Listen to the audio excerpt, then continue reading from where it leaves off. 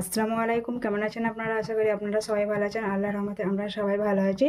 তো আজকে আমি কাঁচা ইলিশ মাছ রান্না করব, তো আপনারা দেখতে থাকুন। তো এখানে দেখুন, আমি ইলিশ মাছ, কাঁচা ইলিশ মাছ ধুয়ে ভালো করে এই যে পরিষ্কার করে নিয়েছি। তো এটাকে আমি রান্না করব।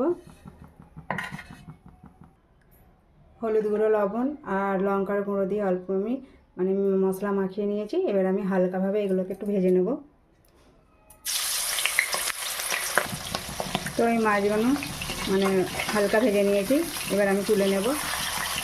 খুব বেশি মাছগুলো আমি ভাজবো না, বেশি ভাজলে টেস্ট থাকে না, সেই জন্য আমি হালকা করে ভেজে নিয়েছি।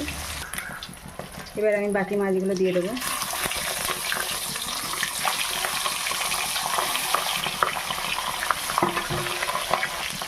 এই মাছগুলো আমার ভাজা হয়ে গেছে, এবার তুলে নেব। মাছ ভাজা আমার হয়ে গেছে, এবার দিয়ে দেবো কালো জিরে, তারপর দিয়ে দেবো এখানে পেঁয়াজ আর কাঁচা লঙ্কা বাটা আছে, ভালো করে কষে নেব। অল্প হলুদ গুঁড়ো দিয়ে দেবো, কাঁচা গুঁড়ো লঙ্কা অল্প দিয়ে দেবো, জিরে গুঁড়ো অল্প পরিমাণে, একটু আদা বাটা, রসুন পরিমাণ মতো। এবার এখানে আমি একটু সরষে আর পোস্ত বাটা দিয়ে দেবো।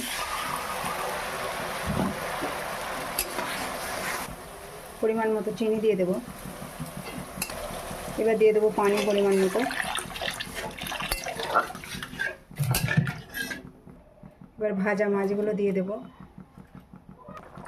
পরিমাণ মতো লবণ দিয়ে দেবো, ধনে পাতা কুচি। এবার 10 মিনিট ঢাকা দিয়ে দেবো। 10 মিনিট হয়ে গেছে, দেখে নেব।